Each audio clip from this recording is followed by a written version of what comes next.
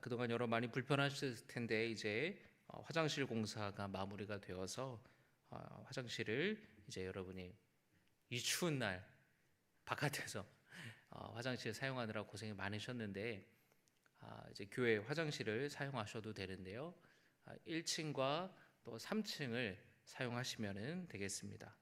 3층에 여자 화장실이 없었는데 3층 여자 화장실을 공사를 해서 여자 화장실을 만들었습니다. 그래서 1층과 3층에 화장실이 있습니다. 날씨가 많이 추워져서 여러분 교회도 이제 공사하고 나서 창문이 살짝 열렸는데 그 공사하는 기간 동안에 찬바람이 들어와서 얼어가지고 또 이렇게 오늘 또 조치를 취하기도 했고요. 참 날씨가 많이 춥죠. 네, 여러분들 안전운전 하시고 여러분의 가정에도 어려운 일이 없기를 주님께서 지켜주시기를 주님의 이름으로 축복합니다. 교회 여러분 오실 때에 현관문을 꼭 닫아주세요. 현관문이 열리면 이제 막 고양이가 막 춥다고 막 들어오고 그러기 때문에 또 찬바람이 와서 동파 위험이 있기 때문에 여러분이 주의해 주시기를 부탁드립니다. 다윗의 뒤를 이어서 솔로몬이 이제 최선을 다해서 성전을 건축을 했습니다. 이 성전이 모리아산 위에 성전을 건축했는데 이 모리아산은 아주 뜻깊은 그런 역사적인 장소라고 할 수가 있는데요. 모리아산은 아브라함이 100세에 낳은 아들 이삭을 하나님께 번제로 드리려고 했던 바로 그 장소입니다. 하나님께서 아브라함의 믿음을 인정하시고 하나님께서 큰 복을 주시기로 약속하신 곳이죠. 또 다윗에 이르러서는 자기 군사들을 자랑하려고 교만한 마음으로 인구조사를 단행했던 그 다윗을 벌하셨던 하나님께서 다윗의 회개의 기도를 들으시고 그 재앙을 거두셨던 곳이 바로 이 모리아 산입니다. 다시 말하면 다윗이 하나님의 자비를 경험한 장소였어요. 하나님을 만나고 하나님의 은혜를 경험하고 하나님의 자비를 경험하는 곳, 하나님과 언약을 맺은 곳이 바로 이 모리아 산이었고 이곳에 성전이 건축되었습니다. 솔로몬은 성전을 건축하는 데 있어서 자신이 아버지 다윗 때부터 가지고 성전을 준비해 왔던 많은 금은 보화를 아끼지 않고 성전에 화려하게 성전을 꾸몄어요. 벽에 또 문에 금으로 도금을 한 거죠. 금으로 바르고 또 보석으로 화려하게 꾸몄습니다. 하나님을 위해 자신의 것을 아낌없이 솔로몬이 드렸어요. 성전 안에 필요한 기구들도 다 제작을 마쳤고 그리고 솔로몬은 모든 백성들을 불러 모아서 언약궤를 드디어 모셔오기 시작합니다. 솔로몬 왕과 그 앞에 모인 모든 백성들이 하나님께 양과 소로 제사를 드리는데 얼마나 많은 백성들이 하나님께 제물을 드렸는지 제사를 드렸는지 그 양과 소를 그 수를 셀 수 없을 정도였다라고 말해요. 그런데 셀 수 없다라고 성경은 말씀하는데 7장에 보면은 그 수에 대해서 기록되어 있습니다. 그래서 7장 5절의 말씀을 보면은 제가 봉독합니다. 솔로몬 왕이 드린 제물이 소가 22,000마리요 양이 12만 마리라. 소가 22,000마리에 양이 12만 마리를 성전을 건축하고 언약궤를 모셔오는 그 예배 가운데에 하나님 앞에 드렸다라는 거예요. 그러니 이 백성들과 이 솔로몬이 얼마나 이 넘치는 감사로 기쁨으로 이 성전 건축을 기뻐했는지 하나님께 감사했는지를 알 수 있는 대목일 것입니다. 성전의 찬양대가 목소리와 악기로 찬양하고 그리고 백성들도 함께 찬양하였습니다. 주는 선하시며 그의 자비하심이 영원하도다. 그의 인자하심이 영원하도다. 그렇게 찬양하면서 노래하고 함께 기뻐했습니다. 그때에 하나님의 성전에 구름이 가득했다라고 성경은 말씀합니다. 이 구름은 하나님의 임재를 상징하는 거예요. 하나님께서 구름 기둥과 불기둥으로 이스라엘 백성들과 함께 하시지 않으셨습니까? 구름은 하나님의 영광, 하나님의 임재를 상징하는데 그 구름이 성전을 가득하게 덮었어요. 이스라엘 백성들은 하나님이 임재하셨다라는 것을, 그 임재를 그들이 보았습니다. 그리고 솔로몬이 그 성전에 임하셨던 그 하나님께서 이 성전 건축을 기뻐하시고 그곳에 임재하셔서 백성들의 찬양과 경배와 예배와 제사를 받으셨다라는 그 증거를, 구름이 가득하게 되는 것을 솔로몬이 감격스러운 눈으로 그것을 바라보는 거예요. 그리고 솔로몬이 그 성전을 바라보다가 뒤를 돌아서 백성들을 바라봅니다. 그리고 백성들에게 축복해요. 그리고 백성들 앞에서 무릎을 꿇고 두 손을 들고 솔로몬이 하나님께 기도했습니다. 그 기도의 내용, 바로 오늘 함께 나눴던 말씀의 내용이에요. 6장의 말씀이 바로 기도의 내용입니다. 솔로몬은 성전을 찾아오거나 성전을 향하여서 기도하는 백성들의 기도를 응답해 달라고 하나님께 기도했어요. 여러분, 이 솔로몬의 믿음이 참 너무 귀합니다. 여러분 생각해 보십시오. 솔로몬이 아버지 때부터 오랫동안 준비해 왔던 그 간절한 소망이었던 성전 건축을 드디어 성전 건축을 시작을 했고 성전 건축을 마무리했어요. 그리고 백성들과 함께 양과 소, 엄청나게 많은 양과 소를 하나님 앞에 제물을 올려드리면서 헌신을 다짐하며 기뻐하며 노래하며 찬양하면서 그 가운데에 하나님의 임재를 모든 백성들과 함께 두 눈으로 그 구름이 가득한 것을 봤을 때에 이 솔로몬의 마음에 감동이 오는 거예요.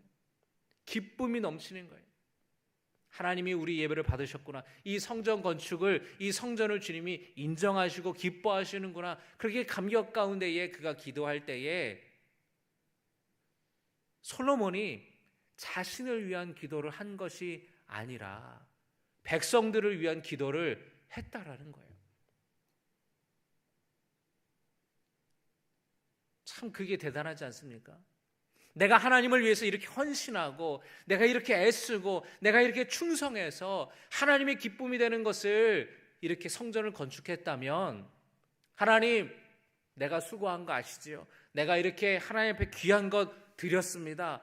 헌신했습니다. 봉헌했습니다. 내 믿음 받아주시고 나를 축복해 주세요. 내게 복 주세요. 우리 이렇게 기도하잖아요. 이렇게 기도할 법도 하지 않습니까, 솔로몬이?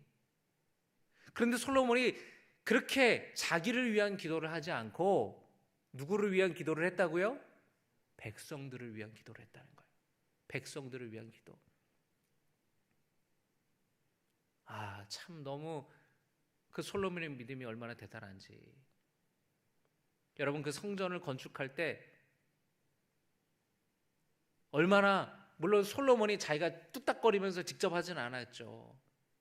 두로왕 히람이 사람을 보내서 건축업자, 당대의 최고의 목수들과 석공들과 이런 금속을 만드는 사람들을 다 보내주고 이스라엘 백성들이 다 와가지고 이스라엘에서도 뛰어난 사람들이 와서 성전을 건축했죠. 기구들을 만들었죠. 그러나 얼마나 많이 신경 썼겠어요. 그 성전의 그 모양, 그 규격 제대로 하는지, 안전하게 하는지 계속 신경 쓰지 않았겠습니까? 그런데 그 성전 건축을 하고 나서 솔로몬이 자기를 위한 기도가 아니라 백성들을 위한 기도를 드렸다라는 것이에요. 성전을 찾아오는 백성들, 성전을 찾아오지는 못했을지라도 성전이 있는 곳을 향하여서 기도하는 백성들의 기도를 들어달라고, 하나님 저 백성들을 기도를 들어주십시오. 백성들을 위한 기도를 했다라는 것이에요. 솔로몬은 백성들이 이 성전을 중심으로 살아가기를 원했습니다. 성전에서 기도하여 응답받고 성전에서 하나님을 만나기를 바랬습니다. 성전 중심으로 살아간다라는 것, 그건 뭐냐? 하나님을 인식하며 살아가는 거예요. 하나님을 바라보며 살아가는 거예요. 여러분 일상 가운데에 주님과 동행하며 주님을 인식하며 살아가고 계십니까? 성전을 향하여 바라보고 성전을 향하여 기도하고 성전으로 나아와 예배하고 그 삶의 중심에, 신앙의 중심에 성전, 바로 하나님이 있기를 솔로몬은 원했던 것이에요. 그래서 백성들을 위한 기도를 했던 것입니다. 백성들이 비록 죄를 지어서 어려움 가운데 있을지라도 자기 죄를 인정하고 성전으로 나오거나 성전을 향해 기도하면 용서해 주시고 회복시켜 달라고 기도하였어요. 솔로몬이 기도를 마쳤을 때에 하늘로부터 불이 임하여서 그 온 백성들과 드렸던 그 제단의 제물을 사르고 하나님의 영광이 성전에 가득했다라고 성경은 말씀하고 있습니다. 다시 말하면 하나님께서 솔로몬의 이 기도에 응답하신 것이에요. 그렇게 하시겠다라는 것입니다. 이 모든 백성이 그 광경 앞에 압도되었고 엎드려 경배하며 감사의 찬양과 경배를 드렸어요. 바라기는 우리 가운데에 하나님이 임재하시기를 주님의 이름으로 축복합니다.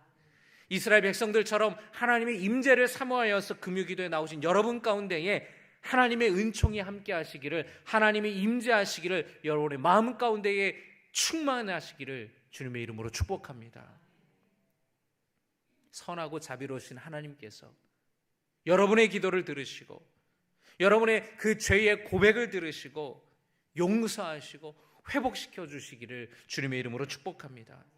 하나님의 집인 성전은 하나님이 자신을 드러내시고 또 거하시는 곳인 동시에 우리가 나아가 기도하는 집이에요. 한번 따라 하시겠습니까? 성전은 기도하는 집이다. 여러분의 문제와 어려움을 두고 성전에 나와 기도하시기를 주님의 이름으로 부탁을 드립니다. 여러분의 어려운 문제와 힘든 여러분의 마음 주님 앞에 내어놓고 기도하고 누구든지 언제든지 마음을 열고 하나님 앞에 기도하면 하나님께서 응답해 주시고 하나님께서 도와주실 줄로 믿습니다. 여러분 6장의 말씀을 보면은 이방인일지라도 기도하면 들어주신다고 약속하셨어요. 여러분 혹시 어떤 어려움이 있으십니까? 여러분의 삶 속에 어떤 문제가 있으신가요? 어떤 문제로 인하여서 여러분 괴롭고 고통 가운데 있으십니까? 여러분 주님 앞에 나와서 기도의 자리에 나와서 여러분의 마음을 주님 앞에 내어놓고 여러분의 마음을 쏟아놓고 주님의 이름을 부르며 간구할 때에 주님께서는 그 선하시고 인자하신 자비로우신 주님께서는 능력이 많으시고 위대하신 주님께서는 여러분의 기도를 들으시고 응답하여 주시고 회복시켜 주시고 역사하여 주실 줄로 믿습니다. 여러분의 상한 마음을 위로해 주실 줄로 믿습니다. 내 마음, 내 힘든 마음 여러분 누구에게도 말할 수 없는 마음이 있잖아요. 남편에게도 아내에게도 자녀들에게도 부모에게도 말할 수 없는 그 상한 마음을 주님 앞에 나와서 주님 앞에 고백할 때에 주님이 여러분의 마음을 만져주시고 위로하시고 돌보아 주실 줄로 믿습니다. 여러 가지 이유로 성전에서 멀리 떠나 있을지라도 하나님이 계신 성전을 향해 간절한 마음으로 기도하면 하나님께서 들으시겠다고 약속하여 주셨어요. 여러분이 역대기 말씀은 포로기 때 기록된 말씀입니다.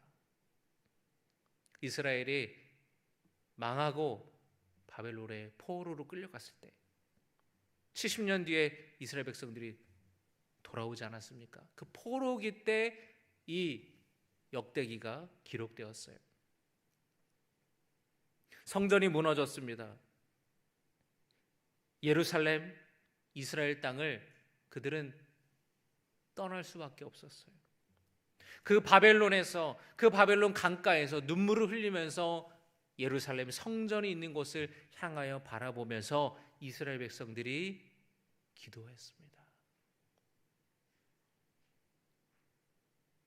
성전에 나와서 기도하면 하나님이 응답해 주시지만 비록 성전에 있지 않을지라도, 성전과 멀리 떨어 있을지라도 성전을 향하여 기도하면 하나님이 똑같이 들으시고 응답하여 주신다라는 거예요.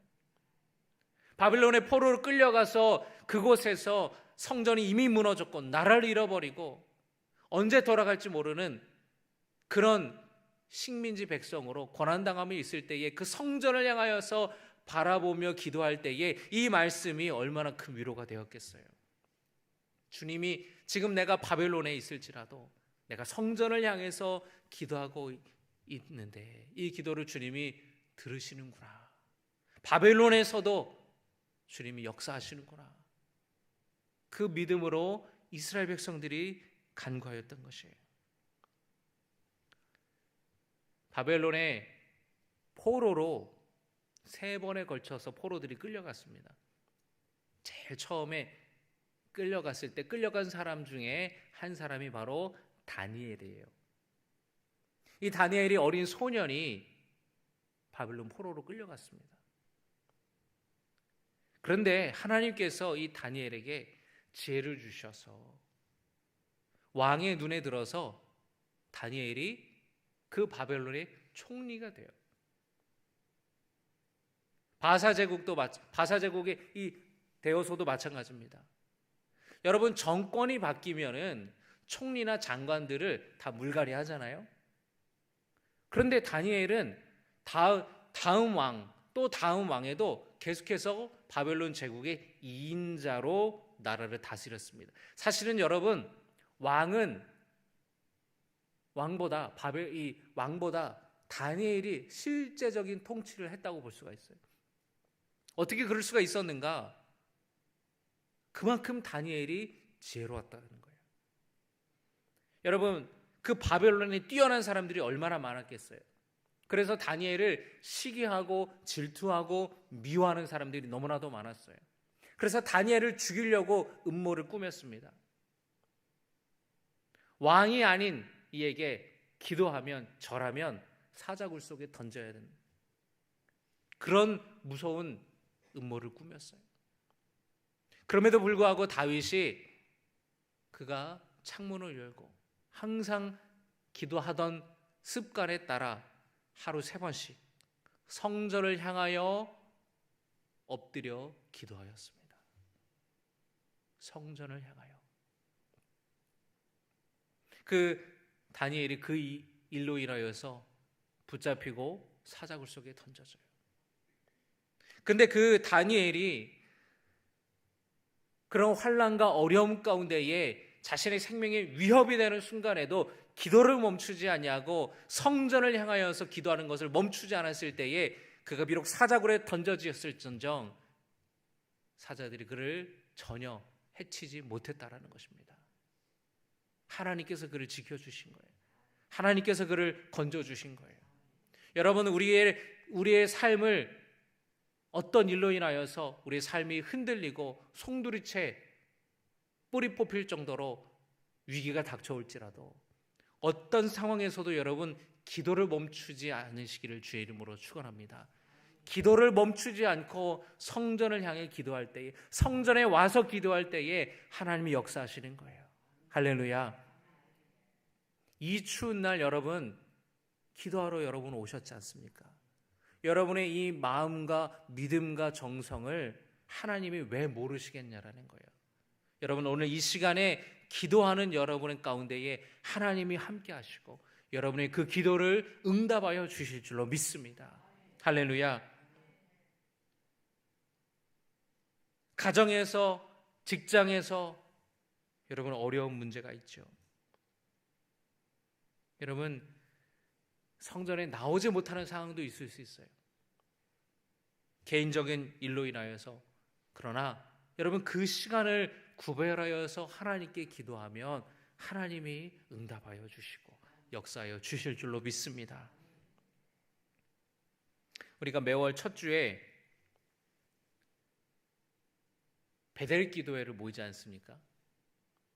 그래서 하루 24시간을 금요일까지 120시간 연속으로 우리가 기도회를 하죠. 그런데 여러분, 늦은 밤에는 교회 와서 기도하는 게 쉽지가 않잖아요. 새벽에 1시 이럴 때는 혼자서 이렇게 온다라는 게, 그 깜깜한 밤에 온다라는 게 무섭기도 하고, 또 요즘 같을 때도 얼마나 춥습니까? 그래서 베델 기도에 이렇게 기도 순서를 짤 때 보면은 아마도 어려움이 있으시지 않을까 생각이 들어요. 저는 그 시간에 교회 못 와요. 그 시간에 무서워서 못 와요. 그런데 여러분, 그럴 때 여러분의 가정에서 기도하셔도 돼요. 왜냐하면 오늘 여러분 말씀을 보세요. 성전에 나와 기도하는 것뿐만 아니라 성전을 향하여 기도할 때 하나님께서 그 기도도 똑같이 여기시고 들으신다고 말씀하지 않으셨습니까? 성전에 와서, 당연히 성전에 와서 기도할 때에 주님께서 우리의 기도를 들으시고 응답하여 주시지만, 그 베델 기도에 새벽 1시에 2시에 3시에 오기 힘들어서 여러분의 그 가정에서 일어나서 무릎 꿇고 기도하더라도 하나님은 그 기도를 외면하는 분이 아니시라는 거예요. 똑같이 그 기도를, 그 간절한 기도를, 그 마음을 하나님이 기억하시고 응답하여 주시는 분이십니다. 하나님은 여러분 쪼잘하게 너 교회 와서 기도했으니까 넌 들어줄게, 너는 따뜻한 이불 속에서 기도했으니까 너는 빠꾸야, 그런 분이 아니시라는 거예요. 여러분, 오늘 말씀에서 볼 수 있듯이 우리는 성전을 향하여 기도할 수 있어요. 성전을 향하여. 여러분의 가정에서도 기도할 수 있고, 또 여러분의 직장에서도 기도할 수 있습니다. 여러분이 버스 안에서도 기도할 수 있어요. 전철 안에서도 기도할 수 있어요. 운전하면서도 잠깐 멈춰있는 상황에서도 우리는 기도할 수 있습니다. 왜? 하나님은 성전 안에만 계신 분이 아니기 때문에. 우리가 주님을 찾으면 주님은 언제든지 우리의 기도를 들으시는 분이시고 응답하여 주시는 분이시기 때문에 여러분, 장소와 시간에 상관없이 우리가 하나님을 향하여 사모하고 간구하는 마음만 있다면 주님은 우리의 기도를 반드시 들으시는, 응답하시는 분이실 줄로 믿습니다. 하나님은 우리를 긍휼히 여기시고 우리를 구원하시는 분이세요. 하나님은 다니엘을 건져주셨습니다. 하나님께서 여러분도 건져주시기를 주님의 이름으로 축복합니다. 지금 여러분의 삶이, 내 삶이 마치 사자굴에 던져진 것처럼 너무나 무섭고 두렵고 괴롭고 불안하고 그런 상황이십니까? 하나님이 건져주실 줄로 믿습니다. 하나님이 여러분에게 자비를 베풀어 주시고 은총을 베풀어 주시고 건져주시기를 주님의 이름으로 축복합니다. 어떤 상황에서도 기도를 멈추지 말아야 돼요. 기도를 멈추지 말아야 돼요. 이왕이면 교회 와서 기도하고, 몸이 불편하고 다쳐서 또는 여러 가지 이유로 어려움이 있으실 때는 여러분의 어디서든지 여러분 그 기도의 끈을 놓지 마시기를 주님의 이름으로 축복합니다. 기도로 살아가시고 기도로 승리하시고 기도 응답받아서 하나님의 역사를 경험하는 주님의 놀라운 백성들 되시기를 주의 이름으로 축복합니다. 여러분, 이제 송구영신 예배가 다음 주에 송구영신 예배를 드리잖아요. 여러분, 송구영신 예배 때 기도 제목을 쓰지 않습니까? 하나님께서 여러분에게 어떻게 응답하셨습니까? 여러분의 기도, 또 하나님이 어떻게 응답하셨는지 그 여러분의 삶 속에 올 한 해가 간증거리가 넘쳐나고 기도 응답받은 것이 여러분 넘쳐나기를 주님의 이름으로 축복합니다. 우리 여러분 이 시간 함께 주신 말씀을 기억하며 함께 찬양하기를 원합니다.